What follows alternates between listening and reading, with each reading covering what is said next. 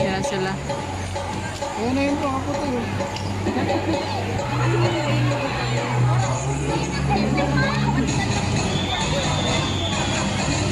Ladies and gentlemen, presenting our flag racing bird, Chaco! Chaco is our Mulugan Kakadu. Scientific name is Kakatuopolis. These birds live in found in eastern Indonesia, and they are the largest among the white Kakadus. There you go, the show has officially started. A round of applause for Chaco with Trainer Vina. Picture na lang ako. Okay. Hello everyone and welcome to Manila Ocean Park's All-Star Bird Show with me, Trainer Francis. Now, here's an object that I will hide under one of these silver cups. Where do you want me to put this object? On your left, on your right, or here in the middle? Which side? Left, right, or middle? Alright, so let's put it right here. Now, let's call in our psychic bird, Dazzle. Dazzle is our sulfur-crested cockatoo. Scientific name is Kakatuwa galerica. Common inhabitants are open woodlands and forest areas along the east coast of Australia. They are very loud birds and can mimic almost any sound. They typically feed on seeds, nuts, fruits such as durian, papaya, rambutan, and they also love corn. Now guys, do you think Dazzle has the ability to find the hidden object? Well, if yes, say you can do it, Dazzle! You can do it, Dazzle! Go, Dazzle, find the hidden object for us!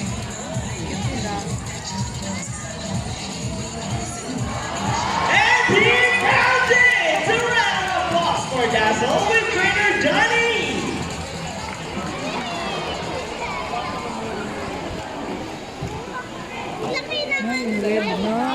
Now, our next featured birds are just like any married couple. Monogamous, meaning with partners Sana ako naman married. pretty romantic, right? na ako. But as any couple will attest in a relationship, there will always be couples. Meet Sassy and Rocky, our beautiful pair of green-winged macaws, and today they will battle it out to see who's the best in a basketball game. But before we start this battle, I will divide you guys into two groups. Where's the girls? All the girls will cheer for Sassy. Come on, girls, let me hear your cheer. Sassy! Sassy!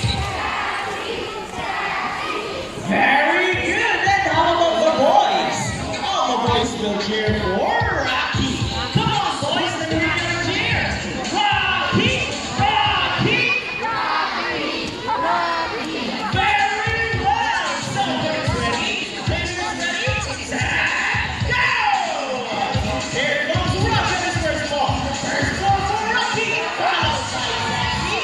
And second ball for Rocky. It's that time again for the last ball. Who's gonna win?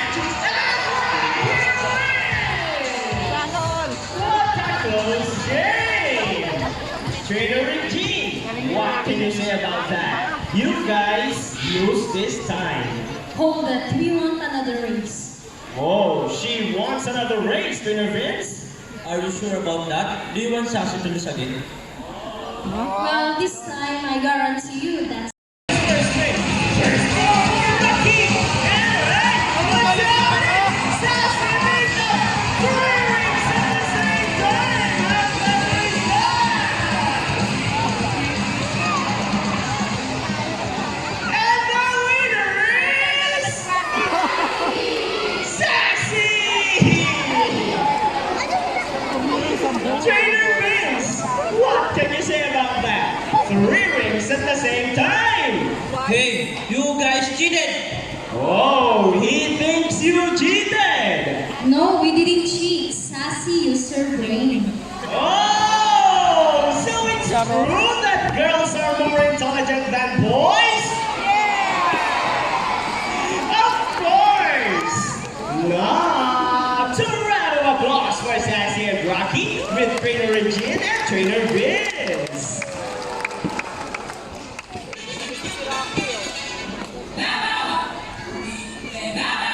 Parrots in particular are known to be intelligent and perceptive. That's why we are continuing to enhance their skills and not get bored. So, here is Sassy, our green-winged macaw, and today she will show us how intelligent she is by putting the shapes back into the correct slots. Just like Sassy, green-winged macaws are from South America. They are known to be the gentle giants of the parrot family. It is because they are the second largest next to the hyacinth macaws. They can grow up to 32 centimeters in length and can live up to 80 years old. Scientific name is Arachnoptera. And for the last shape, let's go, Sassy! There you go! Intelligent, right? Round of applause for Sassy with trainer Regine! It amazed me, even as trainers. Do you think birds can do math? Well, before we call in our mathematical wizard, I'll be needing two numbers between 1 to 50. Any numbers between 1 to 50? Alright, so the first number is number 8. How about the second number? What number, guys? Alright, so the second number is number 5. So the equation is 8 plus 5. Let's see if our mathematical wizard can solve this equation. But first, trainer will shuffle the numbers.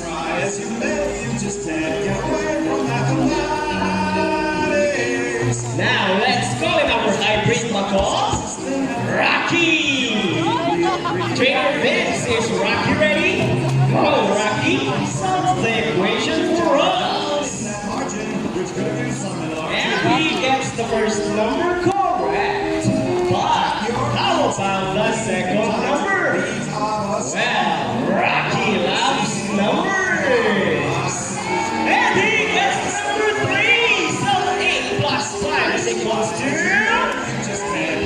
13. A round of applause for Rocky with trainer Vince. For you guys, Mulukan cockatoos are also called salmon-breasted cockatoos. What you gonna do, buddy? Oh, he gets the money. And he flies back. And I think, buddy, just donated the money! A round of applause for our money! Now, I have a question for you. Did you know that Manila Ocean Park is also a rescue center for birds? Yes. Well, your money will be in good hands and we are very grateful. You may now go back to your seat and enjoy the rest of the show! Brahminites are scientifically known as gastroenterics, one of the 446 species of birds of prey around the world. These birds can be found in India, Indonesia, Bangladesh, Pakistan, China, including here in the Philippines. And here comes Shadow. They are locally known as Lawi or Bandong in Visayas region. Everyone, here comes our chickens. Wow!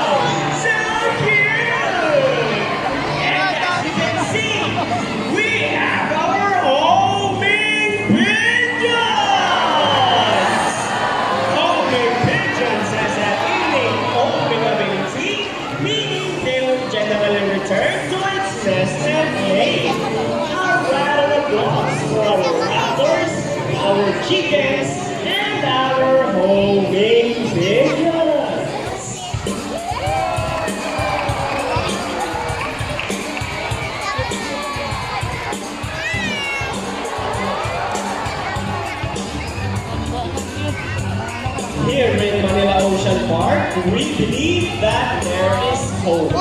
We only not try to take care of our friends in the sea, but also in land and air as well.